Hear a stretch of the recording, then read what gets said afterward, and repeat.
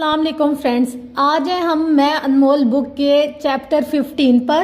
مطلب 15 دن میں ہم لوگوں نے اپنی پرسنالٹی میں کیا کیا کچھ چینج کیا۔ سب سے پہلی بات یہ کہ ہم نے خود سے پیار کرنا سیکھا۔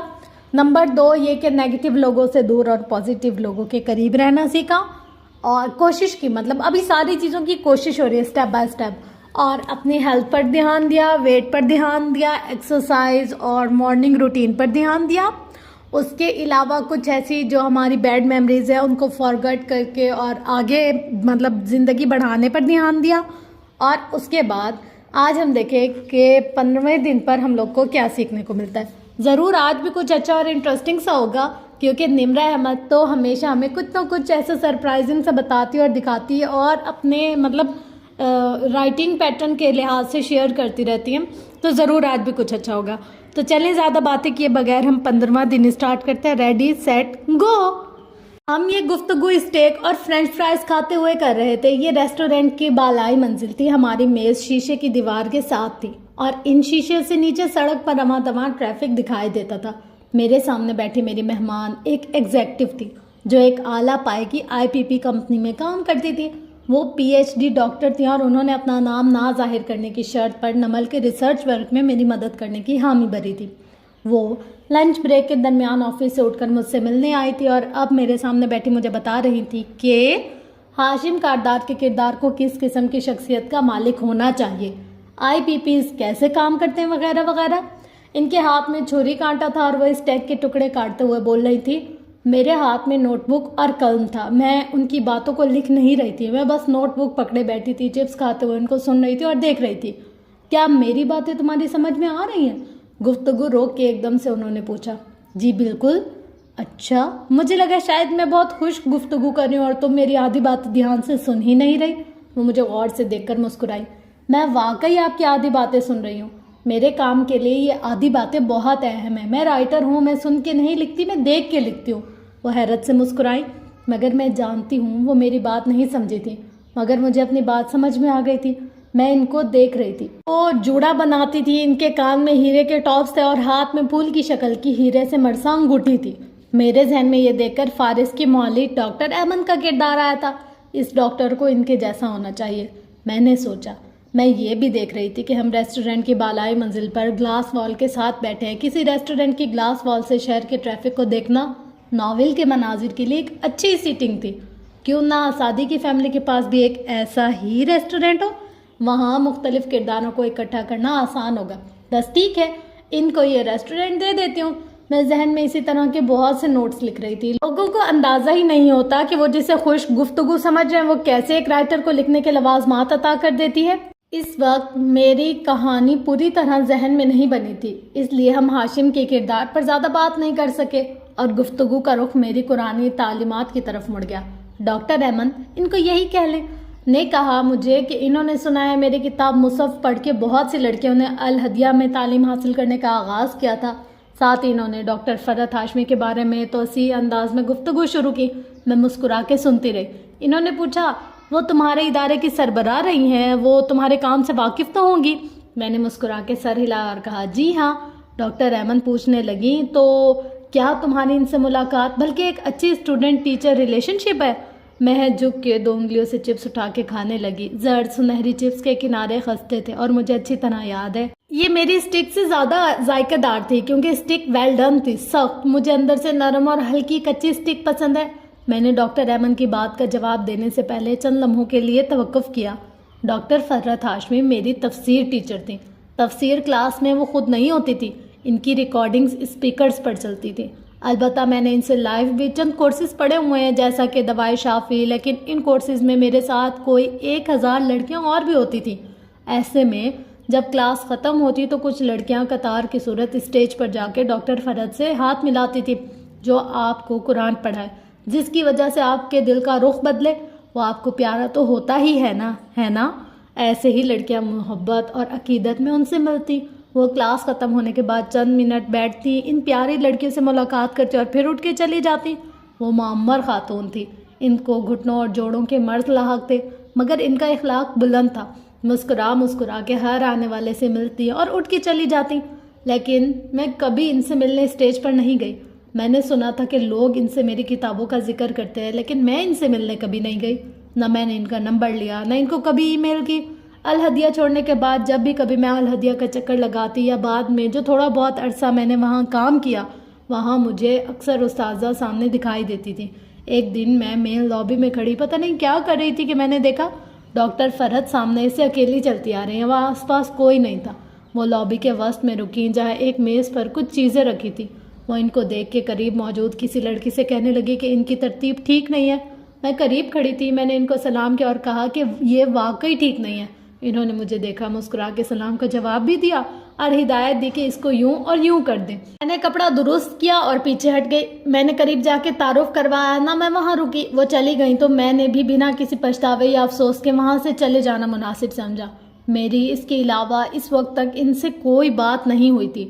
چپس کے چند ٹکڑے کھاتے ہوئے میں نے یہ ساری بات ڈاکٹر ایمن کو بتائی۔ انہوں نے نیپکن سے ہاتھ صاف کیا اور پھر تھوڑی تلے ہتھیلی جمائے، ایسے کہ ان کی ہیرو کی انگوٹھی کی چمک رہی تھی، اور دلچسپی سے مجھ سے پوچھا، کیوں تم نے کبھی ان سے ملنے یا بات کرنے کی کوشش کیوں نہیں کی؟ وہ ایک سیلیبریٹی ہیں، لوگ تو چاہتے ہیں کہ سیلیبریٹیز ان کو جانیں، ان کو یاد رکھیں۔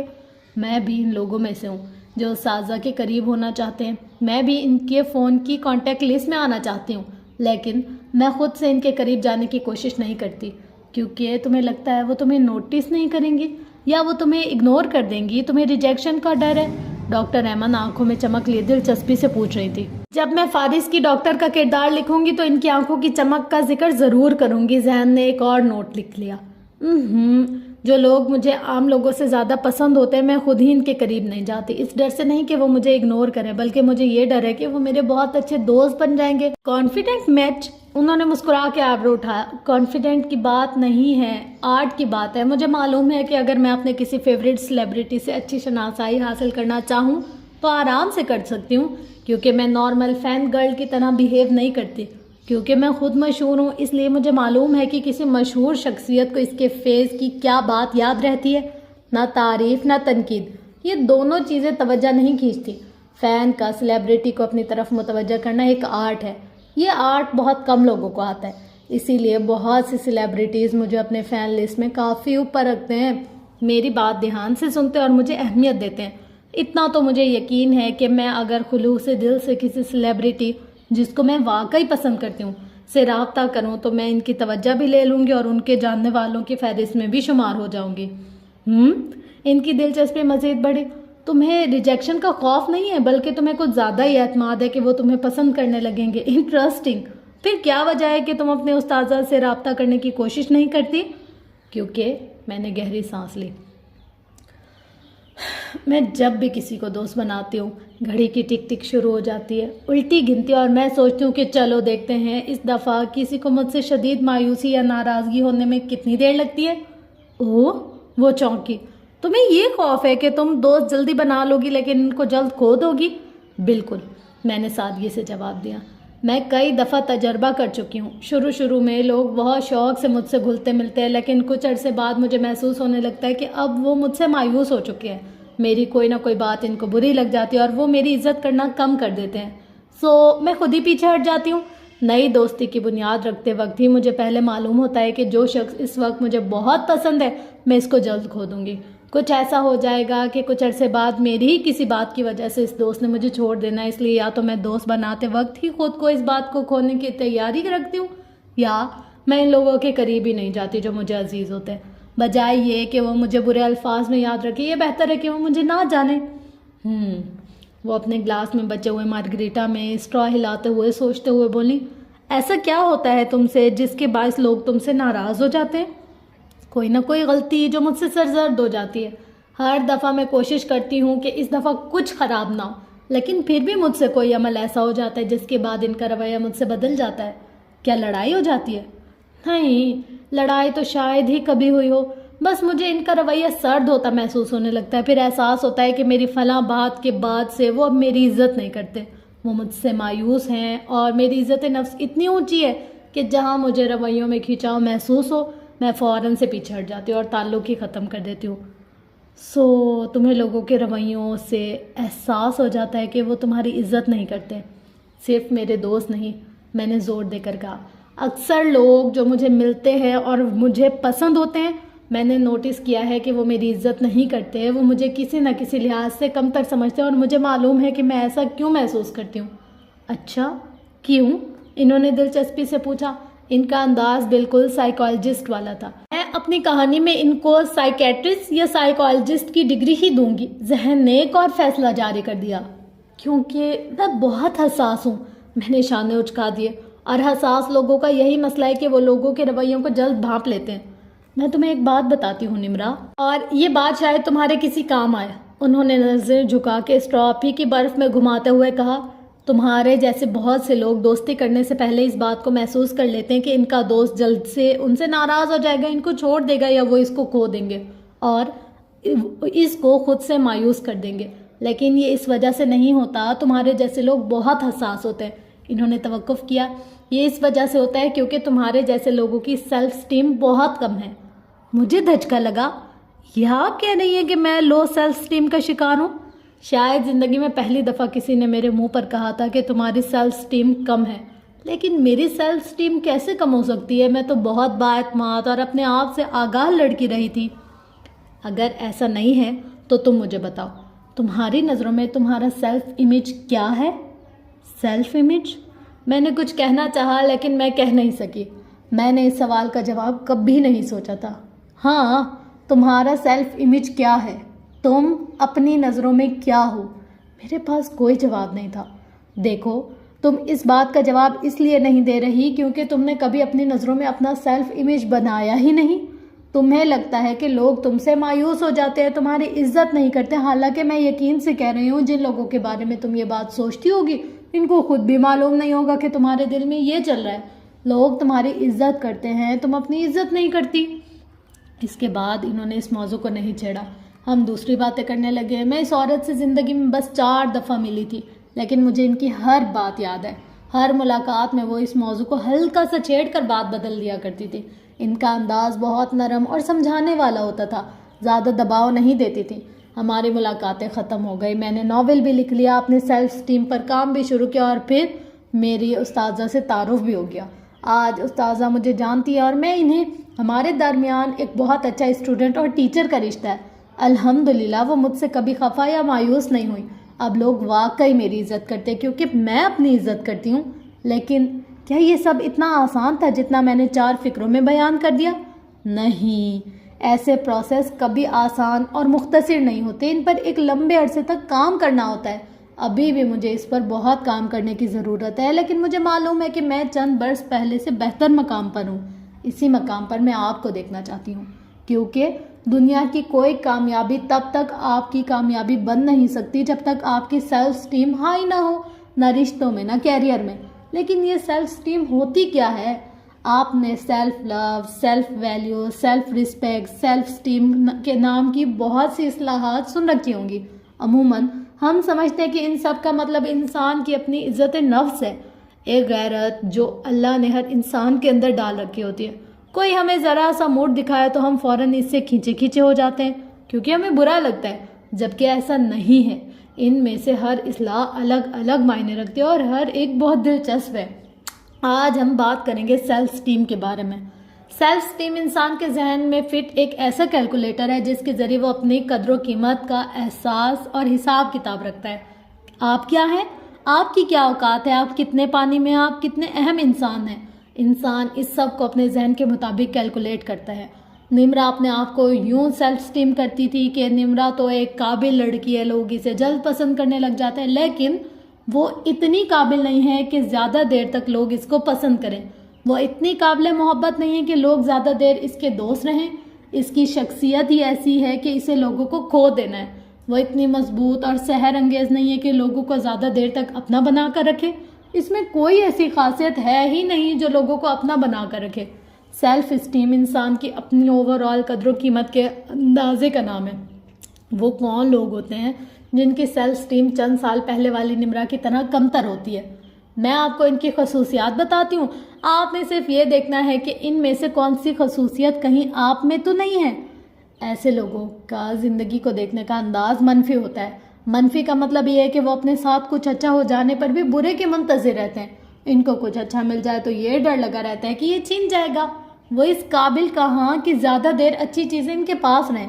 کوئی اچھا شخص دوست بن جائے تو ایسے لوگ سوچتے ہیں کہ یہ بس ایک خوبصورت اتفاق تھا، بس اللہ نے اس کے دل میں میرے لیے محبت ڈال دی، ورنہ میں اس قابل نہیں تھا۔ اور جب یہ شخص مجھے اچھے سے جاننے لگے گا تو یہ مجھے ناپسند کرنے لگ جائے گا، میں اسے کھو دوں گا۔ اس لیے مجھے ابھی سے تیار رہنا چاہیے، اس وقت کے لیے جب میں نے اس کو کھونا ہے۔ میں رہ لوں گا اس کے بغیر؟ ہاں، میں اتنا اسٹرانگ تو ہوں کہ اس کے بغیر رہ لوں۔ دوستی کے ابتدائی مراحل میں ہی کمتر سیلف اسٹیم والے لوگ ایسی باتیں سوچنے لگتے ہیں۔ ایسے لوگ اعتماد کی کمی کا بھی شکار ہوتے ہیں۔ وہ دوسروں کی آراء سے اس ڈر سے اختلاف نہیں کرتے کہ یہ شخص ان سے ناراض نہ ہو جائے۔ وہ اپنی آراء کا اظہار کچھ لوگوں کے سامنے کر لیں گے، لیکن دو طرح کے لوگوں کے سامنے نہیں کریں گے۔ ایک وہ جن سے وہ ڈرتے ہیں، اور دوسرے وہ جن سے وہ شدید محبت کرتے ہیں اور ان کو کھونے سے ڈرتے ہیں۔ ایسے لوگوں کے سامنے وہ بس ان کی ہاں میں ہاں ملاتے رہتے ہیں۔ اور کیا نشانی ہے کمتر سیلف اسٹیم والے لوگوں کی؟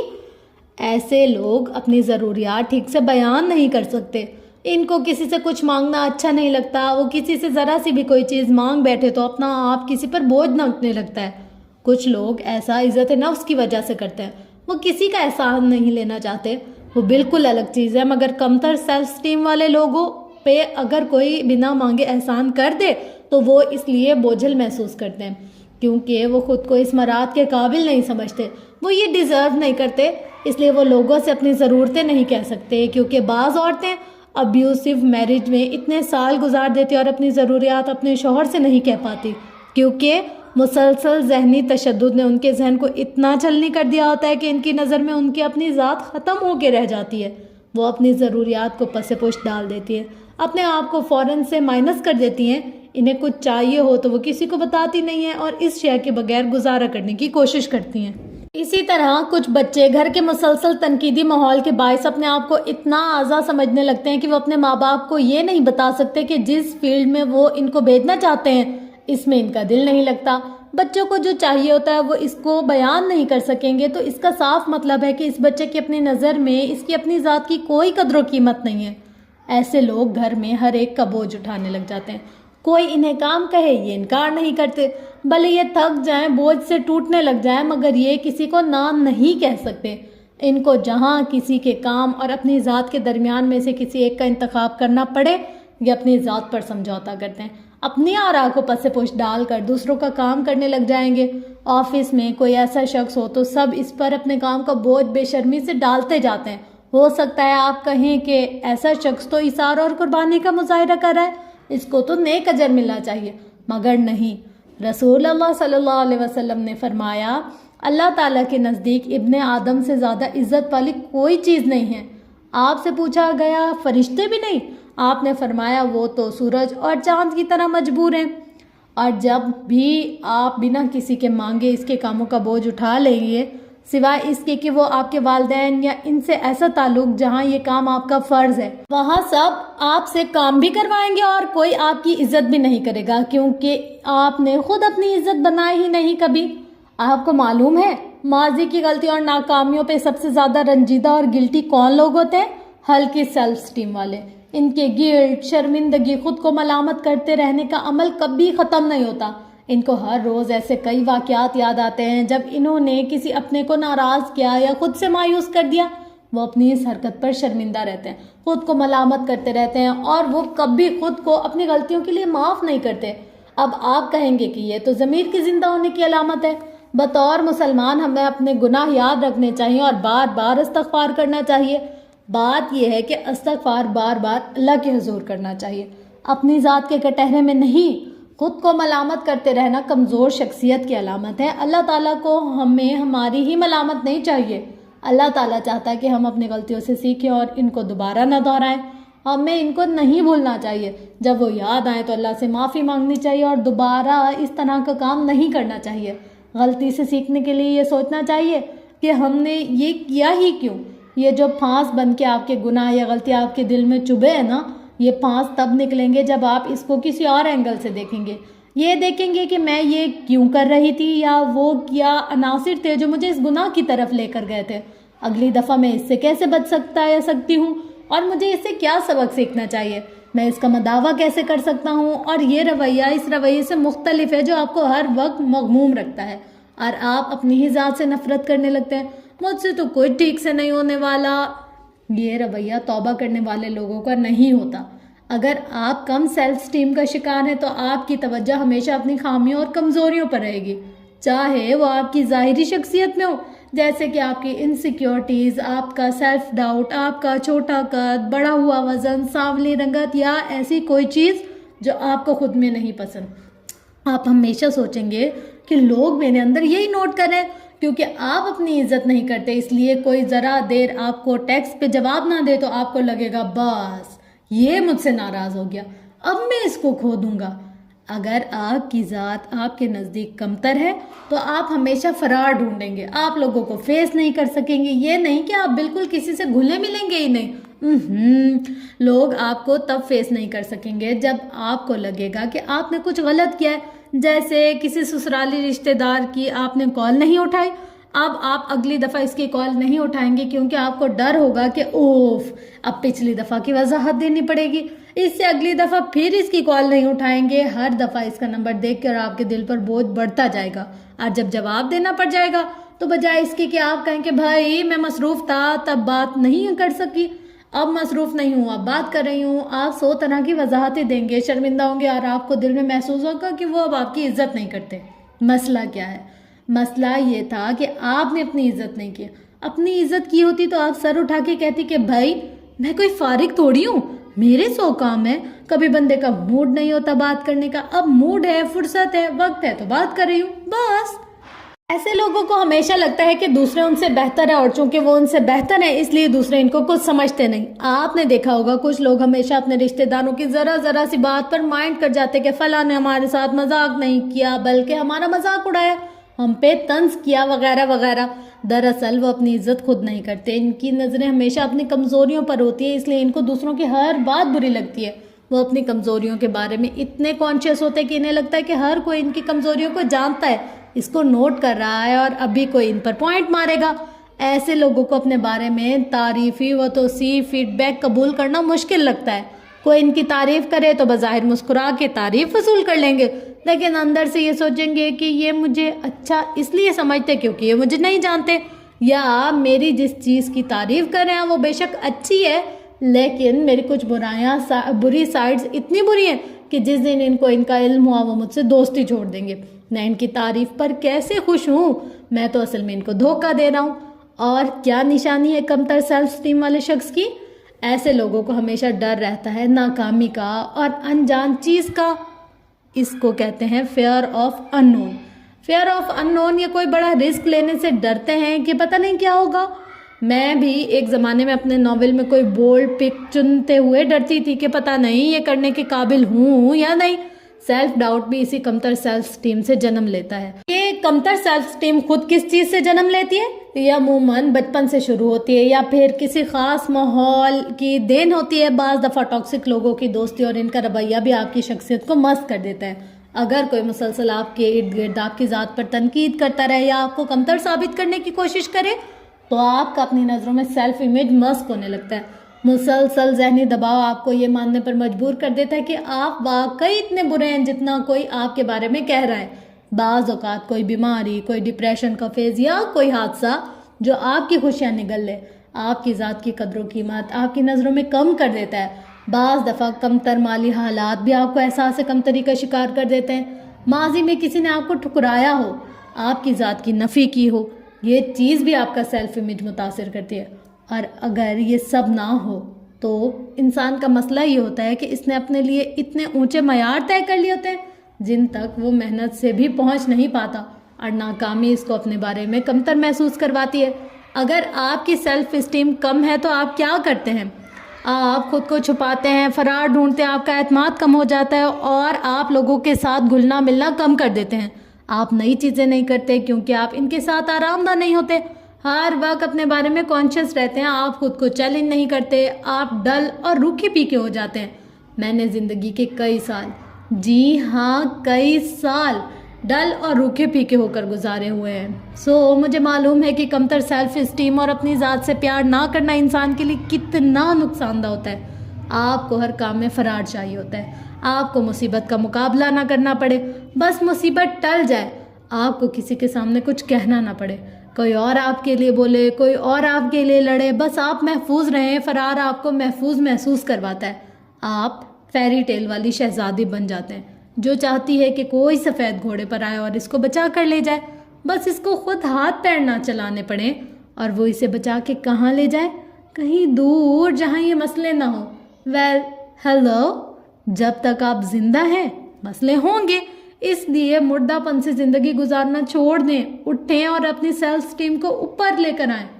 کتنا اوپر لانا چاہتے ہیں اپنی سیلف اسٹیم کو؟ آپ کو کون لوگ شدید ناپسند ہوتے ہیں؟ بہت فخر کرنے والے، بہت اترانے والے، بہت اکڑنے والے، خود کو کوئی بڑی چیز سمجھنے والے، ایسے مغرور لوگوں کو نرگسی لوگ کہا جاتا ہے۔ نارسسسٹ، ان کی سیلف اسٹیم اتنی ہائی ہوتی ہے کہ حد نہیں، یہ سمجھتے ہیں کہ ان کی ذات بہت ہی اعلیٰ و عرفہ ہے، سو ان کے لیے سب جائز ہے۔ دوسروں کی فیلنگز ہرٹ کریں گے، کسی کو پینوں تلے روندیں گے، بھائی ان کے لیے سب جائز ہے۔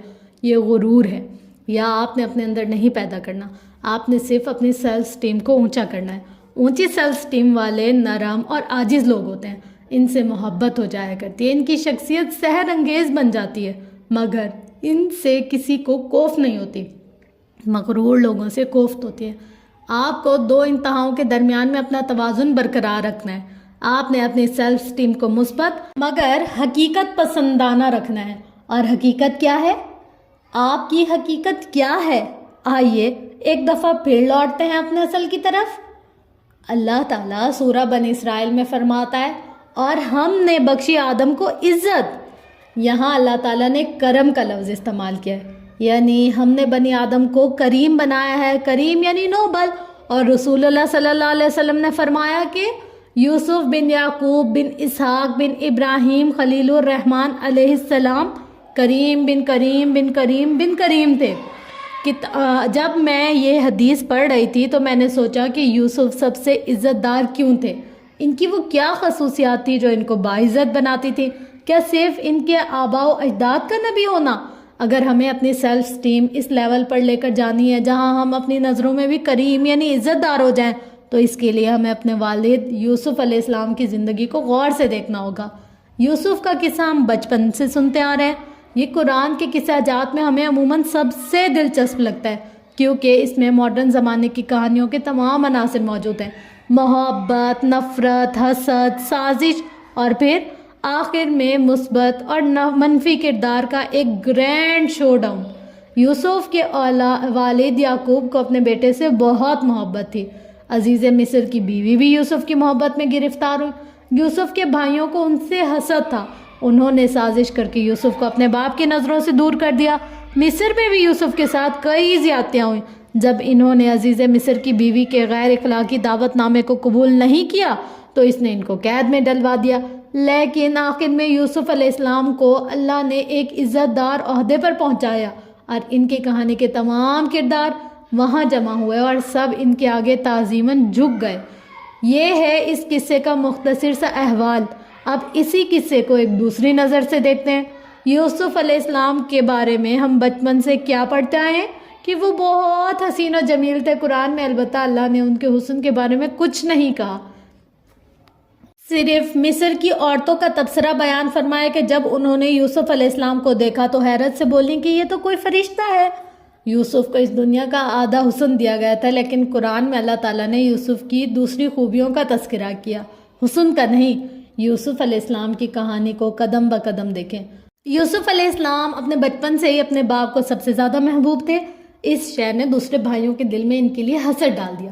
جب آپ کسی ایسے خاندان سے تعلق رکھتے ہوں یا آپ کا سسرال ایسا ہو جہاں لوگ آپ سے جلتے ہوں اور ہر وقت آپ کو برا ثابت کرنے کی کوشش کرتے ہوں، ایسے میں اللہ تعالیٰ آپ کو ایسے مواقع فراہم کرتا ہے جس میں آپ کو زیادہ عزت مل سکتی ہے، بشرط یہ کہ آپ ان مواقع کو پہچانیں اور اپنی عزت کروائیں۔ اللہ کسی قوم کی حالت نہیں بدلتا جب تک وہ خود اپنی حالت نہ بدلے۔ کیا آپ ان مواقع کا فائدہ اٹھاتے یا آپ خود ترسی کا شکار ان رشتہ داروں کی باتوں پر کڑتے رہتے ہیں اور ان کی سازشوں کا جواب دینے میں ہی خود کو الجھائے رکھتے ہیں؟ اگر آپ ان کے لیول پر اتر آئیں گے تو آپ اپنی عزت بڑھانے کا موقع کھو دیں گے۔ یوسف علیہ السلام کی عزت کیسے بڑھی تھی؟ ان کے سچ سے۔ انہوں نے ایک خواب دیکھا اور ٹھیک ٹھیک اسے جا کے اپنے باپ کو سنا دیا۔ باپ نے منع کیا کہ اسے بھائیوں کو نہ سنانا، کیوں نہ سنانا؟ کیونکہ اگر آپ کو ایک ہائی ویلیو انسان بننا ہے تو آپ کی کچھ حدود ہونی چاہیے. آپ کے جذبات آپ کے آستین سے نہیں لپٹے ہونے چاہیے کہ جس سے ہاتھ ملاؤ اس کو اپنے جذبات کھول کے دکھا دو. ہر ایک کے سامنے دل کھول کر رکھ دینے والے اپنی نظروں میں بھی باعزت نہیں رہتے. اپنی پرائیویسی کا خیال رکھنے والے اور اپنے گھروں کے ساتھ بھی چند حدود قائم رکھنے والے ہی معزز شخصیت کے مالک ہوتے ہیں. یوسف علیہ السلام کو اپنی باؤنڈریز، حدود کا تعین کرنا بچپن سے ہی آتا تھا. جس شخص کی عزت نفس اونچی ہوتی ہے وہ اپنا راز ہر ایک سے شیئر نہیں کرتا. جب آپ اپنے راز ہی نہیں سنبھال سکیں گے تو اللہ آپ کو مزید سنبھالنے کے لیے کیا دے گا؟ اللہ جب آپ کو کوئی راز تھماتا ہے تو وہ آپ کا امتحان ہوتا ہے کہ آپ اس کو سنبھال کے اگلے راز کے عطا ہونے کے حقدار بنتے ہیں یا نہیں. اپنی نظروں میں باعزت ہونے کا پہلا اصول ہے اپنی پرائیویسی کا دھیان رکھنا. یوسف علیہ السلام کے قصے میں آگے بڑھیں. ایک بچے کو گھر بدر کر کے کنویں میں پھینک دیا گیا. وہاں سے اس کو ایک قافلہ آ کر لے جاتا ہے اور چند پیسوں کے عوض اس کو فروخت کر دیتا ہے. چونکہ بچہ پیارا تھا اور اچھے خاندان کا لگتا تھا اور ایک جیسے لوگ ایک دوسرے کو ہمیشہ اٹریکٹ کرتے ہیں، شہر کے عزیز نے اس بچے کو خرید لیا اور اس کو اپنے پاس لے گیا. آپ نے پوری سورت یوسف میں کہیں نہیں پڑھا ہوگا کہ یوسف نے اس نئے شہر میں کسی کے سامنے اپنے دکھوں کی داستان رکھی ہو، خود ترسی سے بھری گفتگو کی ہو، آہیں بھری ہو، یا اپنے گھر والوں کی جدائی میں رو کے خود کو بالکل ایک بیکار انسان بنا دیا ہو.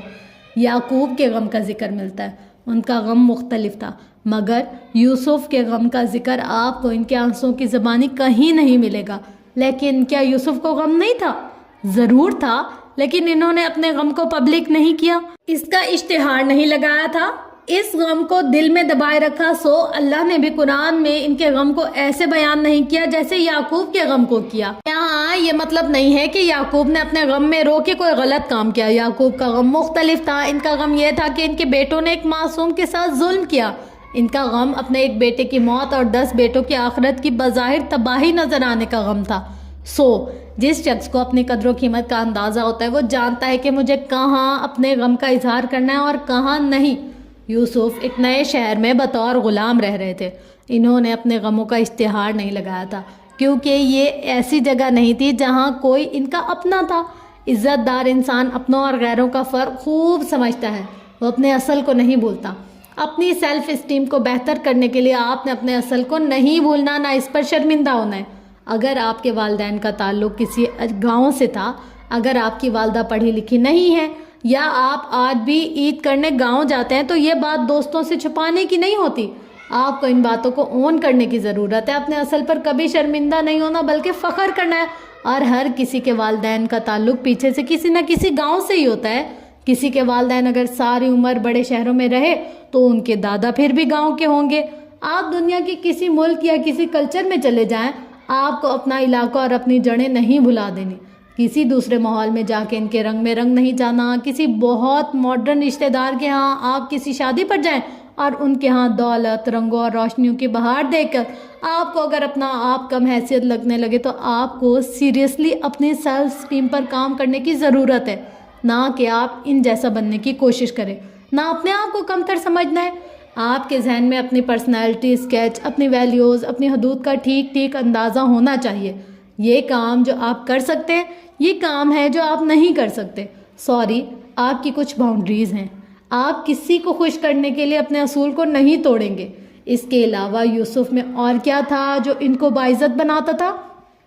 اللہ نے آگے بیان کیا کہ اس نے یوسف کو مصر میں آباد کیا، اس کو تعویل الاحادیث کا علم سکھایا، اس کو علم اور حکمت عطا کی. تعویل الاحادیث سے مراد ہے باتوں کی گہرائی میں جا کے ان کے معنی ڈھونڈنے کا علم. جیسے خواب کی تعبیر. خواب میں عموماً علامتیں نظر آتی ہیں، کیا چیز کس واقعے کی طرف اشارہ کرتی ہے، یہ سمجھنا ہر کسی کے بس کی بات نہیں ہے. اللہ نے یہ علم یوسف علیہ السلام کو عطا کیا اور آگے اللہ تعالیٰ فرماتا ہے اسی طرح ہم اجر دیتے ہیں احسان کرنے والوں کو. یعنی یوسف کو یہ سب ملنا ایسے نہ تھا کہ ایک انسان کو اللہ تعالیٰ نے بس منتخب کیا اور اس کو سب بونس کے طور پر مل رہا ہے.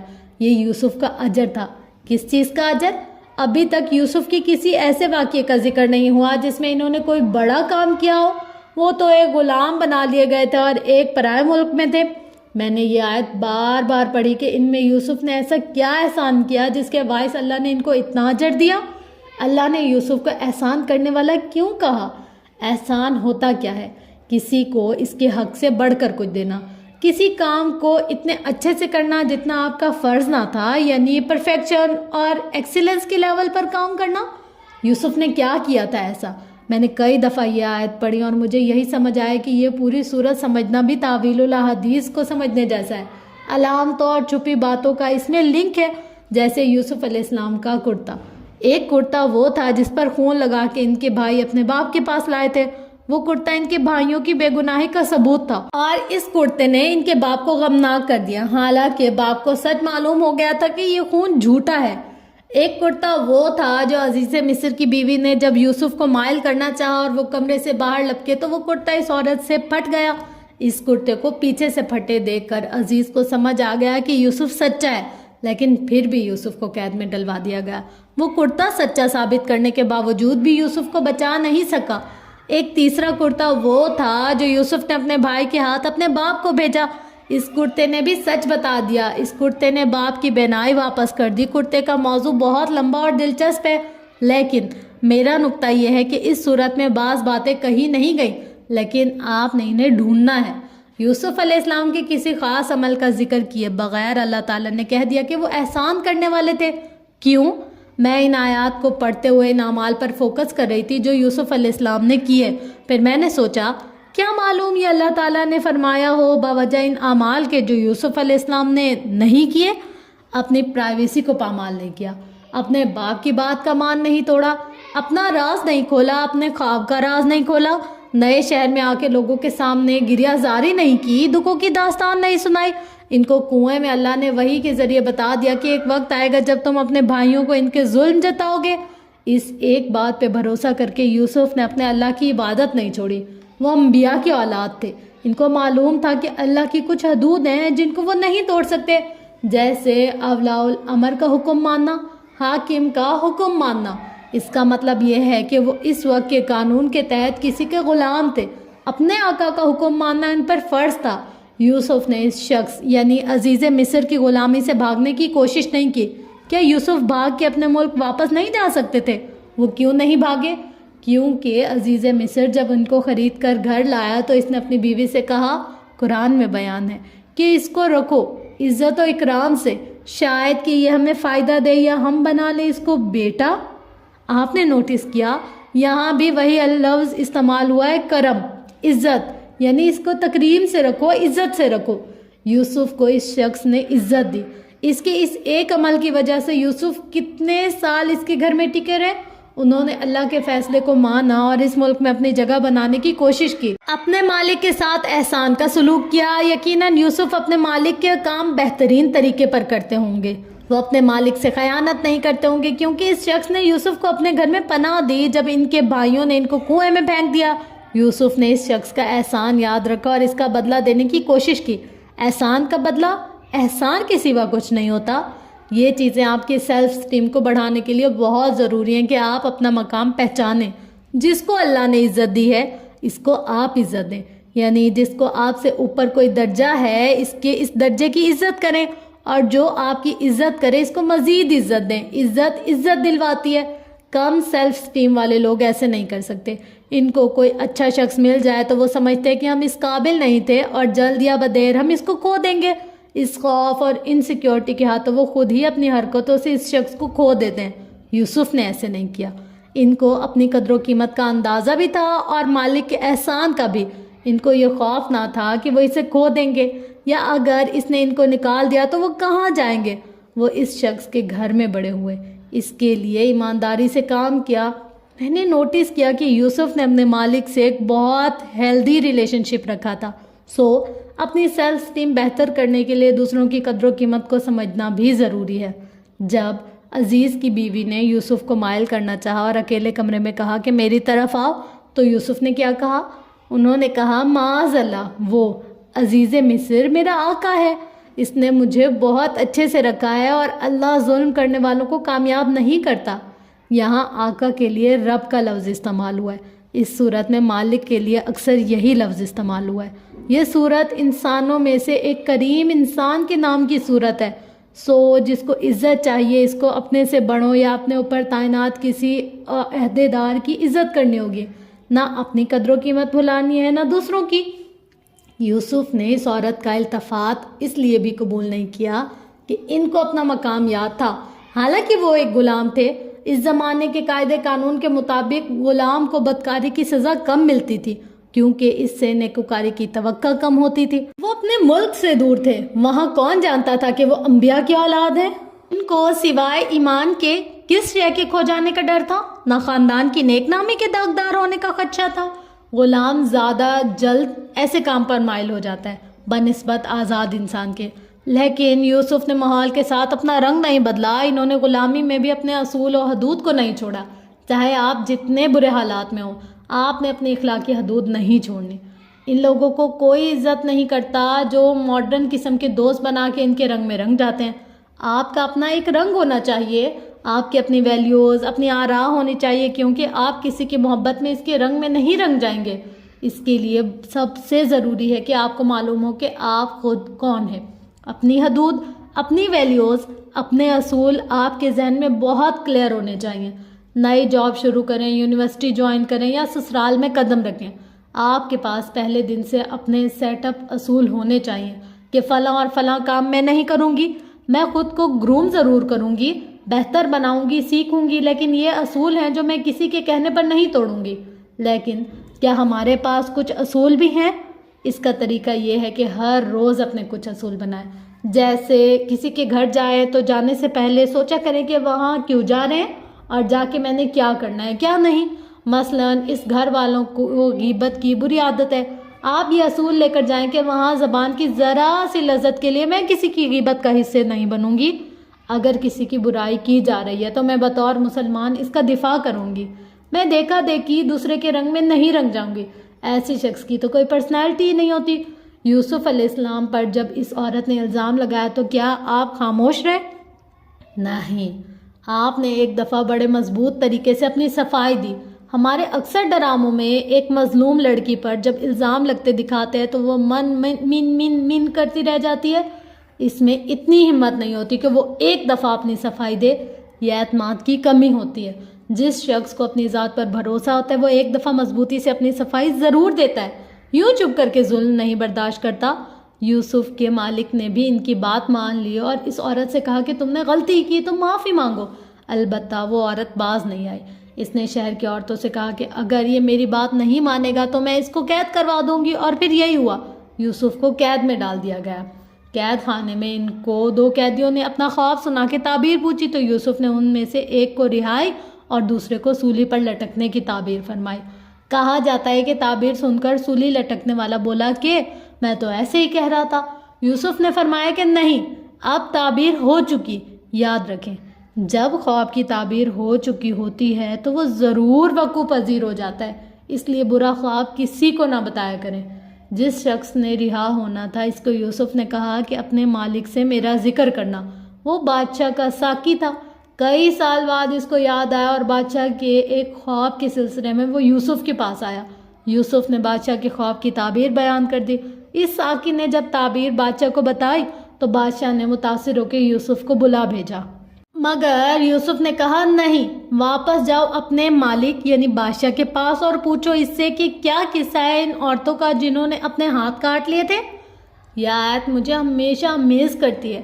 حاشا اللہ، یہ ہوتا ہے عزت دار شخص جس کی اپنی نظروں میں اپنی اتنی عزت ہوتی ہے کہ وہ بادشاہ کا بلاوا واپس پھیرتا ہے اور کہتا ہے کہ نہیں، پہلے میرا نام کلیئر کرو تاکہ کوئی میرے اوپر انگلی نہ اٹھا سکے. یوسف اس حالت میں بادشاہ کے پاس نہیں گئے کہ ان کا نام داغدار ہو اور بعد میں کوئی درباری ان پر اس عورت کے حوالے سے کوئی الزام لگائے. واپس جاؤ اپنے بادشاہ کے پاس، پہلے اس سے کہو کہ میرا بیک گراؤنڈ چیک کروائے، میرے اوپر سے الزام ہٹے، پھر میں باہر آؤں گا. یوسف کو یوں کسی کے فیور میں دی ہوئی رہائی قبول نہیں تھی. وہ انصاف سے واپس آنا چاہتے تھے. انہوں نے خواب کی تعبیر بتائی یعنی بادشاہ کو فیور دیا، لیکن خود فیور نہیں لیا. یہ نہیں کہا کہ پہلے میرا کام کرو پھر میں تعبیر بتاؤں گا. معلوم تھا کہ جب بادشاہ تحقیق کرے گا تو یوسف کا سچ ثابت ہو جائے گا، پھر ان کو رہا کروانا بادشاہ کا احسان نہیں ہوگا، وہ یوسف کا حق ہوگا.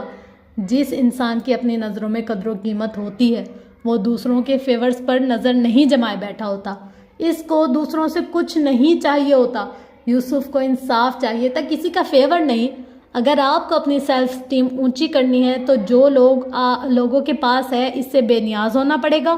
کسی کا تحفہ، کسی کی توجہ، کسی کا وقت، ان چیزوں سے اوپر اٹھ جائے۔ کسی کے میسج کا رپلائی تک آپ کو نہیں کرنا چاہیے۔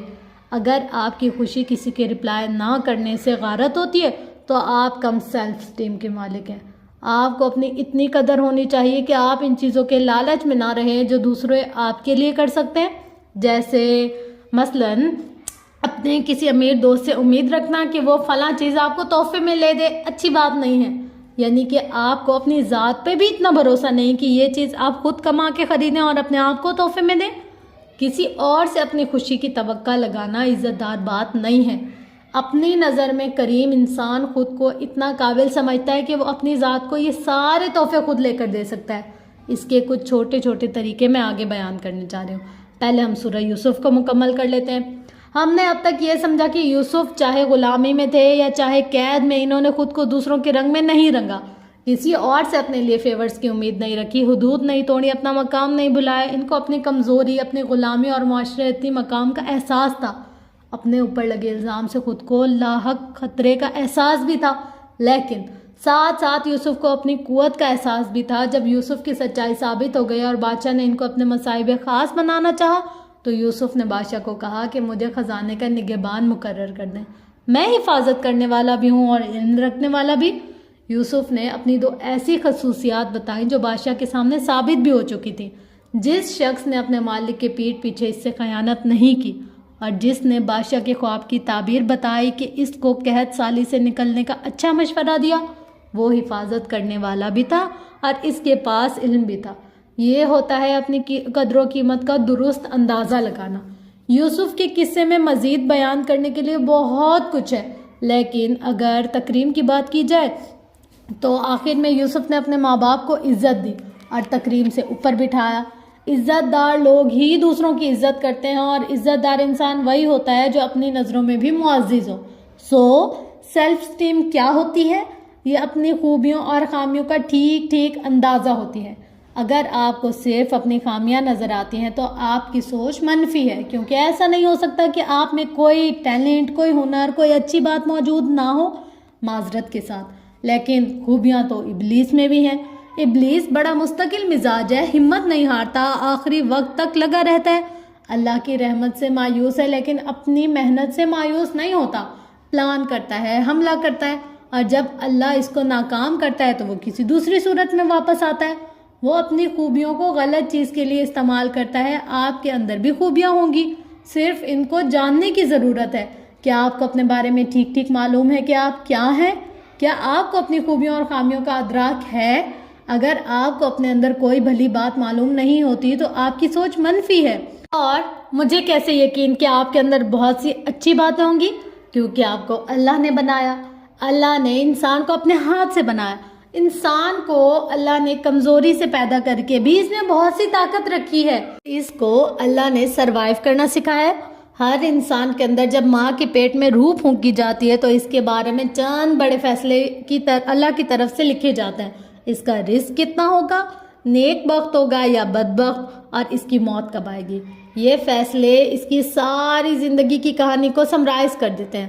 آپ اپنی نظر میں اہم ہیں یا نہیں؟ اللہ کے ہاں آپ بہت اہم ہیں۔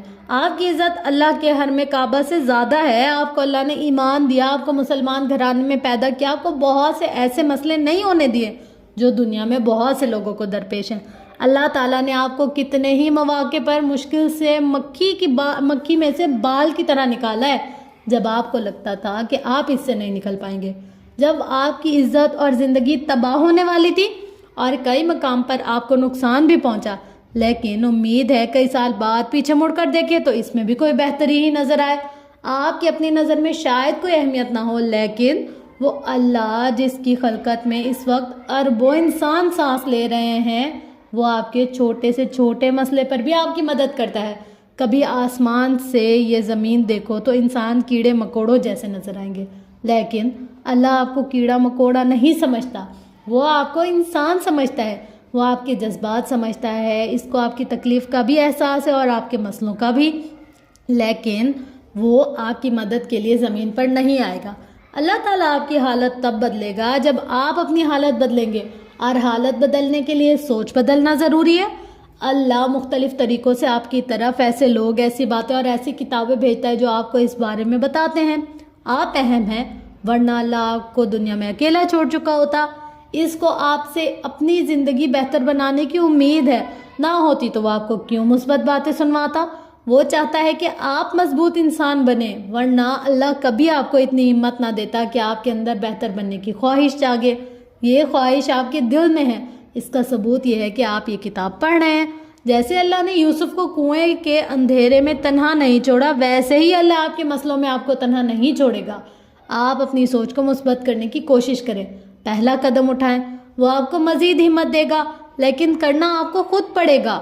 آج سے آپ نے اپنے بارے میں عزت سے سوچنا ہے، اپنا مقام سمجھنا ہے۔ آپ اہم ہیں، کسی انسان کے لیے اگر نہیں ہے تو کیا ہوا، اللہ کے لیے ہیں، اور اس کے بعد خود اپنے لیے ہیں۔ آپ نے اپنی سیلف اسٹیم کو اوپر رکھنا ہے۔ اس کے کئی طریقے ہیں، لیکن آج ہم ایک ہی طریقے پر بات کریں گے اور اگلے ابواب میں ایک ایک کر کے دیگر طریقوں کو دیکھیں گے۔ اپنی عزت نفس کو اونچا کرنے کے لیے پہلی شرط ہے خود سے آگاہی، اپنا سیلف امیج۔ آپ نے آج کی مشق کے علاوہ کسی کاغذ پر اپنے بارے میں کچھ لکھنا ہے۔ آپ کی نظر میں آپ کا اپنا سیلف امیج کیا ہے؟ آپ کس قسم کے انسان ہیں؟ آپ کی اچھائیاں کیا ہیں؟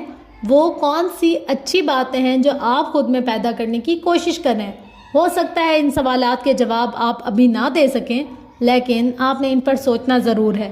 آپ کون ہیں؟ اپنی نظروں میں آپ کیا ہیں؟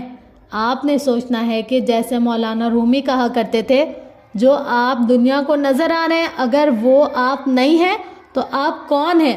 اگر یہ ایک لبادہ ہے جسے آپ نے اوڑھ رکھا ہے تو وہ کون ہے جسے آپ چھپا رہے ہیں؟ فرینڈس، کیا سیکھا آج؟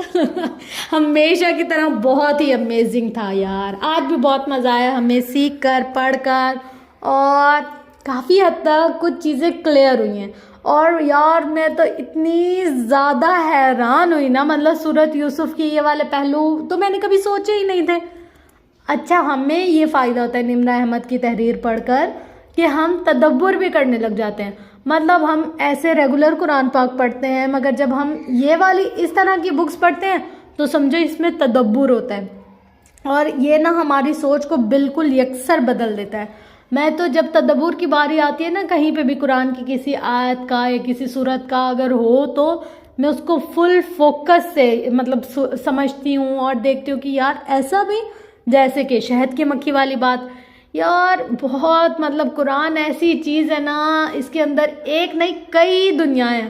مطلب ایک چھوٹا سا لفظ بھی اتنا قیمتی، اتنا مطلب پریشیس ہے نا کہ کیا ہی بتائیں۔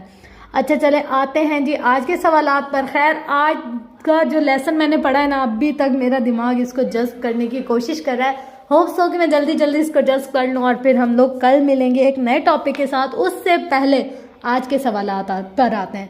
آج کے سوالات، وہ کون سے لوگ ہیں جو اتنے مثبت ہے کہ ان کے ساتھ ہوتے ہوئے آپ کو اپنا آپ معتبر اور اچھا لگتا ہے؟ ایسے 3 سے 5 لوگوں کے نام لکھیں۔ اچھا، سوال نمبر 2 ہے، چند ایسی کوششیں لکھیں جنہیں کرنے سے آپ ان مثبت لوگوں کے ساتھ زیادہ سے زیادہ وقت گزار سکتے ہیں۔ سوال نمبر 3 ہے، وہ کون لوگ ہیں جو اتنے منفی ہیں کہ ان کے ساتھ وقت گزارنے کے بعد آپ تھک جاتے ہیں اور آپ کا دل بوجھل ہو جاتا ہے؟ سوال نمبر 4 ہے، آپ کن طریقوں سے ان منفی لوگوں کے ساتھ کم سے کم وقت گزار سکتے ہیں؟ وہ اقدام لکھیں جنہیں کرنے سے آپ کو ان سے بہت کم بات کرنی پڑے۔ سوال نمبر 5 ہے، وہ کیا کام ہے جن کو کرنے سے آپ کو اپنا آپ بہت قابل اور اچھا لگتا ہے؟ سوال نمبر 6 ہے، ایسے مثبت کاموں کو آپ سے زیادہ سے زیادہ کس طرح وقت دے سکتے ہیں؟ وہ اقدام لکھے جو ان کاموں کو زیادہ سے زیادہ کرنے کے لیے ضروری ہیں، جیسے کہ صبح جلدی اٹھنا، بے مقصد کاموں کو ترک کرنا، وغیرہ وغیرہ۔ اس سوال کے جواب پر میں نا آپ کو بتاؤں کہ میں کیا کروں گی۔ میری سب سے اب اس وقت جو بری عادت ہے نا اسکرول کرنے کی، مطلب موبائل ایسے ہی کچھ بھی نہیں دیکھ رہا، کوئی کام نہیں ہے کچھ، اور 10 طرح کے کام پڑے ہوتے ہیں گھر کے اور لائف کے، سب چھوڑ کر موبائل پر اسکرولنگ ہو رہی ہے. سب سے پہلے میں اپنی اس عادت پر قابو پاؤں گی انشاءاللہ سے آپ لوگوں نے بھی میرے لیے دعا کرنی ہے. اچھا سوال نمبر 7 ہے مشہور سیلیبریٹیز میں سے کس سے آپ اپنے آپ کو کسی بھی لحاظ سے قریب محسوس کرتے ہیں؟ آج آپ نے اس شخصیت کی زندگی، سوشل میڈیا اور انٹرویوز کا مطالعہ کرنا اور دیکھنا ہے کہ وہ ایسا کیا کریں جو آپ نہیں کریں مگر کر سکتے ہیں. سوال نمبر 8 ہے آپ کے اندر ایسی کیا خوبیاں ہیں جو آپ کو محبت کے قابل بناتی ہیں؟ آپ نے کم از کم 3 خوبیاں ضرور لکھنی ہیں. سوال نمبر 9 ہے اپنے بارے میں حال ہی میں کہا گیا کوئی تعریفی فقرہ لکھے. اور سوال نمبر 10 ہے پچھلے 1 سال میں کیے گئے 3 ایسے کام لکھے جن کو کرنے سے آپ نے کسی انسان کی مدد کی ہو. ہم اپنی مدد کر لیں یہ بہت بڑی بات ہے. سوال نمبر 11 ہے کوئی ایسا فیصلہ جو آپ نے سب کی مخالفت کے باوجود لیا ہو اور وہ درست ثابت ہوا ہو. سوال نمبر 12 ہے آپ کے لحاظ میں آپ نے یہ فیصلہ اپنی کس خوبی یا صفت کی وجہ سے لیا تھا کیونکہ وہ اتفاق یا تکا نہیں تھا. سوال نمبر 3 ہے کسی شخص کے بارے میں آپ کا پہلا اندازہ جو بعد میں بالکل درست ثابت ہوا ہو. سوال نمبر 14 ہے آپ نے یہ درست اندازہ اس شخص کے بارے میں کیسے لگایا اور اس کے درست ثابت ہونے پر آپ کو اپنی کس خوبی کا ادراک ہوا تھا. خوب یاد کر کے لکھے. بڑے ٹف سوال ہیں آج کے. تو ایسا لگ رہا ہے ہم نا پرانے دور میں آ گئے، ہم اسٹوڈنٹ بن گئے ہماری لائف نا چینج ہو گئی ہے. تو فرینڈس یہ تھا آج کا ٹاپک. انشاءاللہ سے اب ملتے ہیں کل کے ٹاپک پر. ہوپس ہو کہ آج کا ٹاپک آپ کو پسند آیا ہوگا اور ضرور کچھ اچھا سیکھنے کو ملا ہوگا. اگر تو آپ کو کچھ اچھا سیکھنے کو ملا ہے اور پسند آیا تو چینل کو لائک، شیئر، کمنٹ، سبسکرائب ضرور کیجیے گا. اور اپنا گرد و نواح لویال اور دوستوں رشتہ داروں کو بہت خیال رکھیے گا. Love you all. اللہ حافظ.